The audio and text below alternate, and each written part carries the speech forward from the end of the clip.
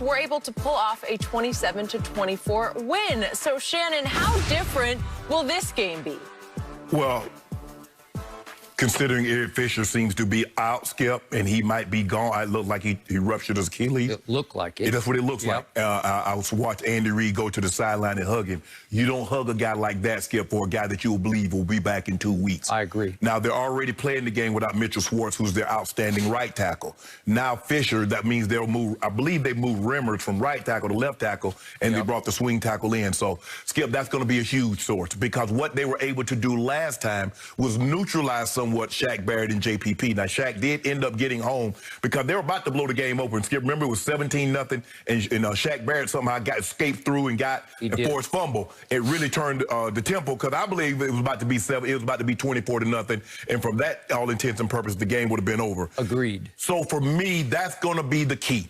Just like yesterday was the key. How much pressure can they generate, Shaq Barrett and JPP? Because, Skip, their interior is really not, they're run stuffers. That's what they do. They clog the middle. They're not going to let you run the football down the middle. And I was surprised that Green Bay kept trying to run the ball down the middle when they were having success on the edge of running the football. But when you got Vita Vea, they probably list Vita Vea at what, Skip, 350? Well, he's been on IR since week 5. What you think he is now? 350 or 370? I'm going closer to 370. You're probably right. Big guy, stop the run. All those big guys in there. So they're not letting you run. You got to get to the edge, and normally you do that. The Rams had success running the football with those jet sweeps in a stack or a bunch formation. So for me, that's going to be huge, Skip. How well can they protect Mahomes? If they cannot get Mahomes, Skip, they got no answer for Tyreek. I agree. They got no answer for Travis Kelce because those two guys are playing out of their mind. Now, there's a chance they're going to get Sammy Watkins back. He limited in practice this week, but another 2 weeks, he should be good to go. But the Fisher injury, Skip, is huge. Just like the Bakhtiari injury was huge. If they can protect Mahomes, they can go get 30, because it's going to take you 30 to get them, Skip. Because Mahomes averaging 34 points a game, and it looked like he was on his way again against Cleveland until he got knocked out. They get 30 points so easy come playoff time. And I told you, Skip, I said, we're going to spot them 10. Now, Mahomes made me to a lie because he only spotted them 9. But he had to get made the field. He spotted him 10. Well, Mecole Hardman spotted him 7. He did. Because I'm not so sure that had they not got that gimme touchdown right there, it might have got ugly a lot sooner than what it did, Skip. But that's my only concern. JPP and Shaq Barrett, how well can the tackles, because they want to stay in scat protection. And people at home, what I mean by scat protection is all the eligible receivers are out in pass routes. That's what they want to do. They want to be in scat protection. But there might come a time, Skip, you might have to keep that back in to help one side or another. And then that's going to free up somebody to drop in pass coverage. But I don't really know how they do it. You play cover 2, Kelce can get down the middle. You're not playing man. You're not running. I watched the play last night, and he ended up dropping the play, Skip, and I'm going to turn it over to you. Tyreek. I've never seen anything like Tyreek. I've never seen a guy that can run like he can in pads. Skip, I've seen guys. I was on the field. I watched Sam Grady. You know Sam Grady. He won the silver medal in the '84 Olympics next to Carl Lewis. He won the gold medal on the relay team. James Jett, Willie Gault. Skip, I've seen guys that can run.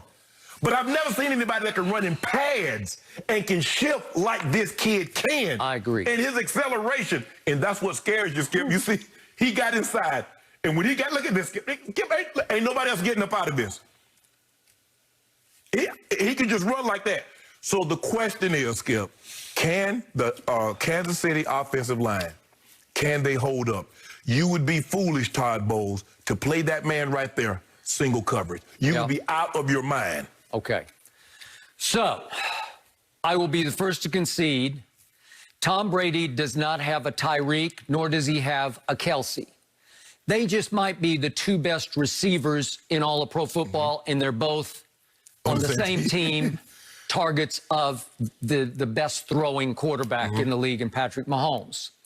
The defending Super Bowl champ and the defending Super Bowl MVP has those 2. And that is nightmarish for me to watch that 71-yarder you just showed, because I've never seen anything like that either. Once he's loose, he's just flat out loose, gone.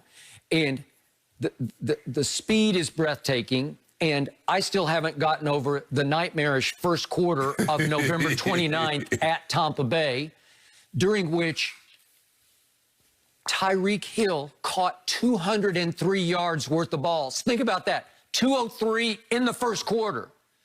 Todd Bowles, I don't know how many times I tweeted, how many times I said this. Todd Bowles, what are you doing? Because he put Carlton Davis and man on him and said, we'll live and die with this. No, you're going to die with it. Because it's hard to overcome 17-0 after a quarter. Then, as you said, they did get their score, but it went all of a sudden it went to 27-10 early in the third quarter. Right.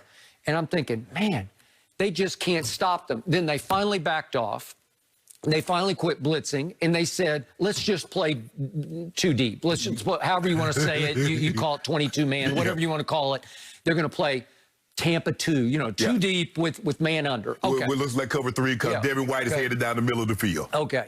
So that started to click a little bit through mid-third quarter until the end of the game, because in the second half, Patrick Mahomes threw for a grand total of 103. So think about the math.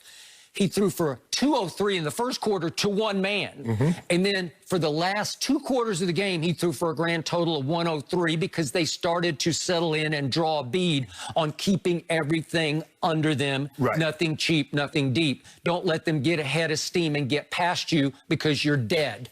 And all of a sudden, Brady started to figure out a Kansas City defense that I've said all year, it's just underrated. Because when you have Honey Badger back there, he's the ultimate robber. Yeah. He's just like his aptitude, his ability to anticipate is unparalleled to me, and he made their defense.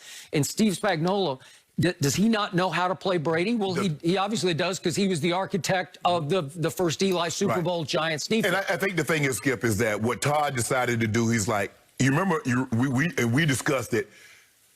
Patrick Mahomes missed Mecole Hardman. He had him on a route that he thought he was going to hold up, and he threw it behind him, and he would have been gone. That's probably going to be Tyreek in that situation.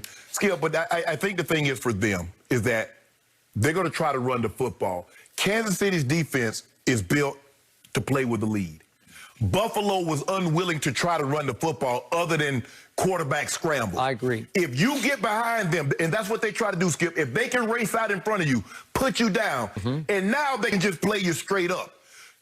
The question is, can the Bucs run the football just enough? Skip, they didn't run the football particularly well yesterday, but you see where they got them? They stick the ball in Leonard Fournette's belly, and Cameron Brate's wide open for a touchdown. They stick the ball here, and then Mike Evans. No, they didn't really run it much at all. He got loose one time, the bulk of their yards. Sometimes, Skip, people think you need to run the ball for 150 to 200 yards to have success. But I just want to plant that seed that I will run it. Leonard also packs a wallop, so it's not Derrick Henry wallop, but he will start to wear on you because he's about 235 or 40. Yeah, easy. Easy? Okay, so November 29th. Last 3 quarters, Tom Brady threw for 313 yards. And I told you the day after that game, remember, the time of possession was heavily tilted to Mahomes. He had the ball 37 minutes to only 23 for Tom Brady. So if you extrapolate, if you just look, if you gave Brady the ball for 37 minutes, he would have thrown for 555 yards, which would be the all-time regular season NFL record.